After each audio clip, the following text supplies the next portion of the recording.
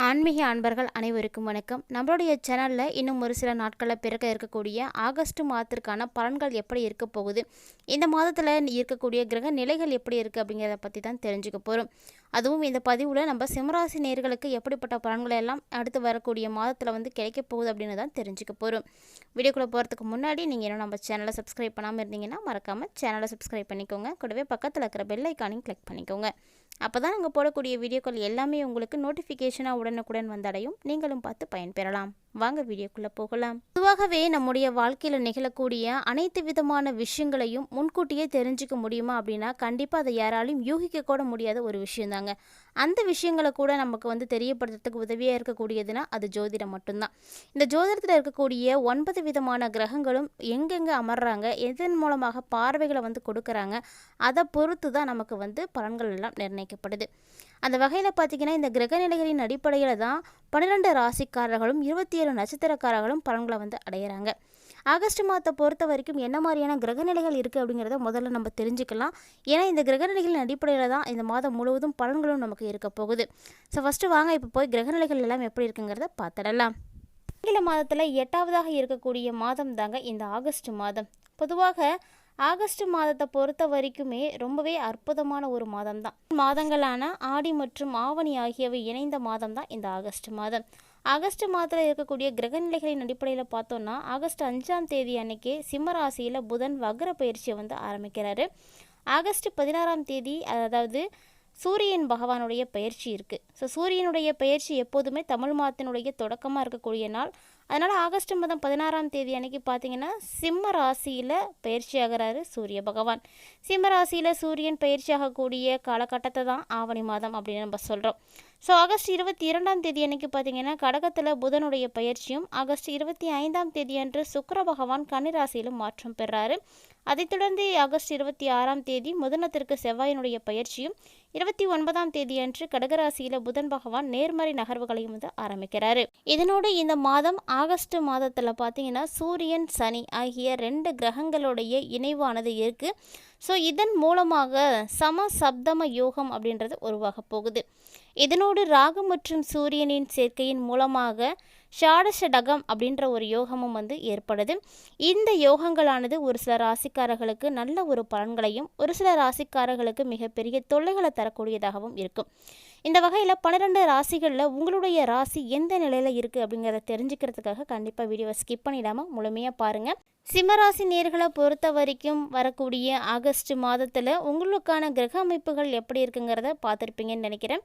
இதன் அடிப்படையில் இந்த மாதம் முழுவதுமே உங்களுக்கு எப்படிப்பட்ட பலன்கள் கிடைக்க போகுது அப்படின்னு தான் இனி தெரிஞ்சுக்க போகிறீங்க.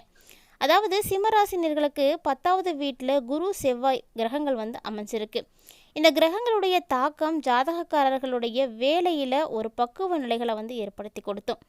அதாவது உங்கள் பணிகளை நீங்கள் திறம்பட செய்து முடிக்கணும் அப்படின்னா அதில் இருக்கக்கூடிய அனுபவம், ஆற்றல் போன்ற நிலைகள் எல்லாமே உங்களுக்கு சரியான முறையில் பயன்படுத்திக்கணும்.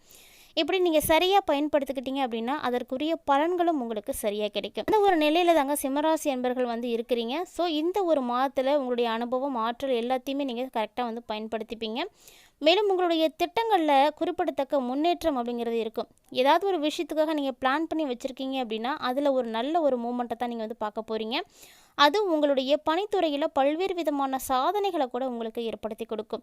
நீங்கள் எடுத்து வைக்கக்கூடிய ஒவ்வொரு விதமான செயல்முறைகளும் உங்களுக்கு நல்ல ஒரு பலன்களை தான் ஏற்படுத்தி கொடுக்கும்.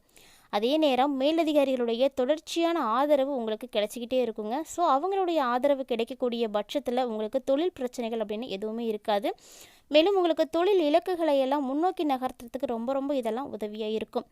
மாதத்தினுடைய தொடக்கத்திலேயே உங்களுக்கு சுக்கிர பகவானும் புதன் பகவானும் 7வது வீட்டில் தங்களுடைய பார்வைகளை செலுத்துகிறாங்க. ஸோ இதன் மூலமாக உங்களுக்கு நல்ல ஒரு பலன்கள் தாங்க கிடைக்க போகுது. இவங்களுடைய பார்வைகள் உங்களுடைய தொழிலுக்கு ரொம்பவே சாதகமான ஒரு காலகட்டங்களை எல்லாம் உருவாக்கி கொடுக்கும். மேலும் வக்ர நிலையில் இருக்கக்கூடிய சனி பகவான் இந்த மாதம் முழுவதுமே உங்களுக்கு 7வது வீட்டில் தான் நீடிக்க போகிறாரு. அதனால் வியாபாரத்தில் ஒரு சில சவால்கள் அதிகரிக்க ஆரம்பிக்கும். தொழிலையும் வேலை சம்பந்தமான பிரச்சனைகள் கூட உங்களுக்கு ஏற்படுங்க. ஆனால் இதெல்லாம் நீங்கள் பெருசுப்படுத்திக்காமல் உங்களுடைய வேலைகளை மட்டும் நீங்கள் தொடர்ந்து செய்துக்கோங்க. மேலும் இந்த ஆகஸ்ட் மாதம் உங்களுக்கு 5வது வீட்டுக்கு அதிபதியாக இருக்கக்கூடிய குரு 10வது வீட்டில் இந்த மாதம் முழுவதுமே இருக்க போகிறாரு. ஸோ 5ல் இருக்கக்கூடியவர் 10ல் இருக்கிறாரு. அதனால் நீங்கள் கல்விகளை வந்து தொடர்றதுக்கு நிறைய வாய்ப்பு இருக்குது. அதாவது கேம்பஸ் இன்டர்வியூ போன்றவற்றிலெல்லாம் நீங்கள் கலந்துக்கிட்டீங்க அப்படின்னா கண்டிப்பாக அதிலெல்லாம் நீங்கள் செலக்ட் ஆகிடுவீங்க. ஸோ சிம்மராசியை உடைய அன்பர்கள் இது போன்ற வேலைவாய்ப்பு தேர்வுகள் எதுவும் நடக்குதுன்னா கண்டிப்பாக கலந்துக்கோங்க. ஏன்னா நீங்கள் தேர்ந்தெடுக்கப்படுறதுக்கு நிறைய வாய்ப்பு இருக்குது. மேலும் உங்களுடைய சிறந்த வேலை நிலைக்கு இதெல்லாம் வந்து ரொம்பவே ஹெல்ப்ஃபுல்லாக இருக்கும். இப்போவே உங்களுக்கு அந்த வாய்ப்பு கிடைக்கிது அப்படின்னா கண்டிப்பாக பயன்படுத்திக்கோங்க. பொதுவாக இருக்கக்கூடிய மாணவர்கள் பார்த்திங்கன்னா கடினமான உழைப்போடு நீங்கள் வந்து முன்னேறக்கூடிய ஒரு நேரமாக தான் இருக்க போகுது. ஸோ கஷ்டப்பட்டு படிச்சிங்கன்னா அதற்கான பலன் இருக்குது. இதனால் கல்வித்துறையில் நல்ல ஒரு பலன்கள் எல்லாம் உங்களுக்கு கிடைக்க போகுது. மேலும் 2வது வீட்டில் கேதுவினுடைய நிலைப்பாடு இருக்குது. ஸோ 2 அர்த்தங்களை கொண்ட விஷயங்களை பேச உங்களை வந்து அனுமதிக்கும். இது உங்களுக்கும் சரி, உங்களுக்கு முன்னால் இருக்கக்கூடியவங்களுக்கும் சரிங்க, ஒரு தவறான புரிதல் உணர்வுகளை எல்லாம் ஏற்படுத்தி கொடுத்துடும்.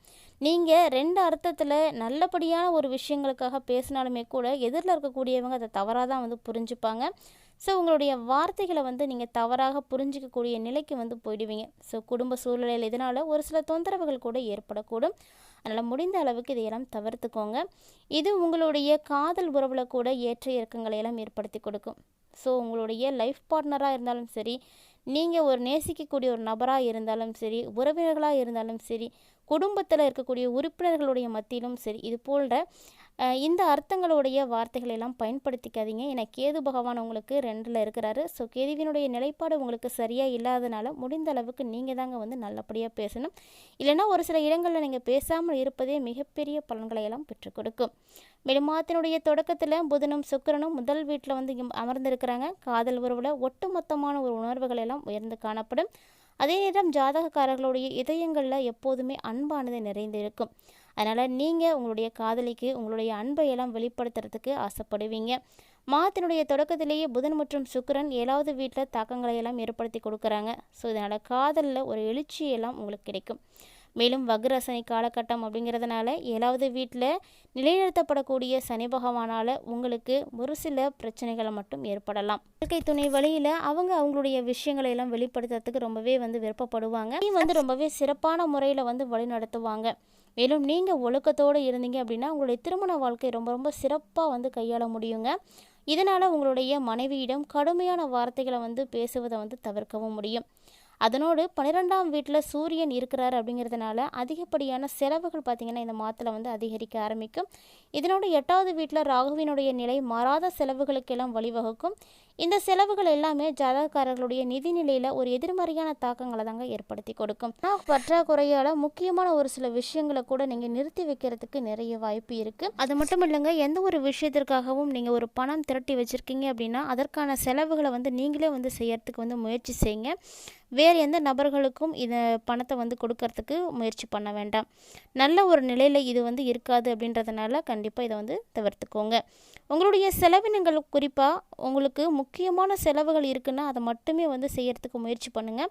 இதனால் மற்ற செலவுகளை வந்து குறைக்கிறதுக்கு ரொம்பவே உதவியாக இருக்கும்.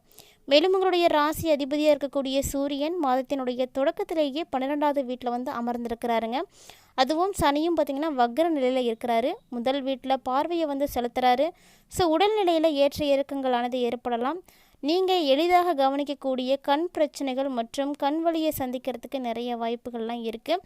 அதனால் நீங்கள் அதிலெல்லாம் கவனமாக இருக்க வேண்டும்.